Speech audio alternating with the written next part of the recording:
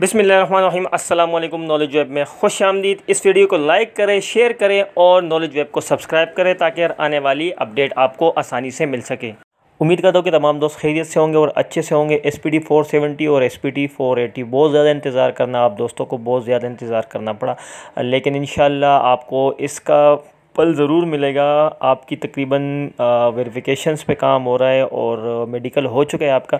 अब जैसे कि लोकल पुलिस वेरिफिकेशन रहती है और इसके अलावा हो गई है कुछ की, लेकिन दोबारा करवा रहे हैं स्पेशल ब्रांच की वेरिफिकेशन, और डोमिसाइल PRC की जो मेन वेरिफिकेशन है वो हो रही है और उसमें बहुत ज़्यादा मसाइल सामने आ रहे हैं। तो एक सवाल कैंडिडेट ने पूछा है कि जिनकी वेरिफिकेशन लेट होगी किसी भी वजह से, यानी कि जैसे कि डोमिसाइल PRC की वेरिफिकेशन है अनट्रेसेबल हो जाए या अंडर स्क्रूटनी हो जाए या उसकी स्पोर्ट्स वेरिफिकेशन नहीं हो रही हो, तो उनका क्या होगा? उनको प्रोसेस से आउट कर दिया जाएगा। और इसके अलावा एक और अहम चीज़ ये कि क्या अपॉइंटमेंट लेटर किसी भी बैच का एक मरतबा जारी होता है या नहीं, तो इसके हवाले से भी मैं आपको तफसीलें इस वीडियो में समझाने जा रहा हूँ।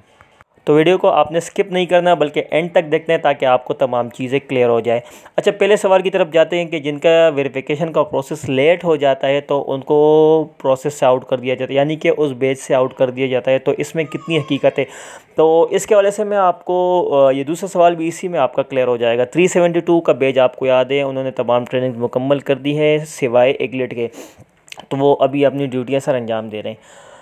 इनका हुआ यह था कि इनके एक अपॉइंटमेंट लेटर एक बार इशू हुआ जिसमें बहुत ज़्यादा कैंडिडेट्स शामिल थे, और इसके बाद जिनकी वेरिफिकेशन रहती थी, किसी की डोमिसाइल वेरिफिकेशन रहती थी, किसी की लोकल या किसी के एजुकेशनल डॉक्यूमेंट्स की वेरिफिकेशन रहती थी, तो उनका अगेन एक अपॉइंटमेंट लेटर जारी हुआ है। जी हाँ, बिल्कुल, आपका भी अपॉइंटमेंट लेटर दूसरा जारी हो सकता है, क्योंकि 372 बैच के 35 से 40 उम्मीदवार ऐसे थे जिनकी वेरिफिकेशन रहती थी डोमिसाइल PRC की या डॉक्यूमेंट्स की, वटेवर जो भी थी, तो उस हवाले से उनका अपॉइंटमेंट लेटर जारी नहीं किया गया था। लेकिन जैसे उनकी वेरिफिकेशन कंप्लीट हुई उसके 2 महीने बाद उनका अपॉइंटमेंट लेटर भी जारी कर दिया गया।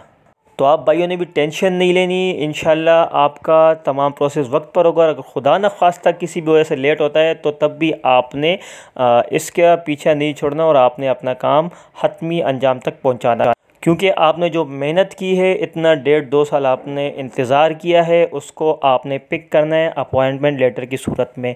तो ये थी एक अहम अपडेट जो मैंने आप लोगों से शेयर करनी थी। उम्मीद करता हूँ आपको ये अपडेट अच्छी लगी होगी। अगर अच्छी लगी तो लाइक ज़रूर कीजिएगा। दुआए रब्बे ज़ुल जलाल हम सबको अपने हिफ्ज़-ओ-मान में रखे। अल्लाह हाफ़िज़।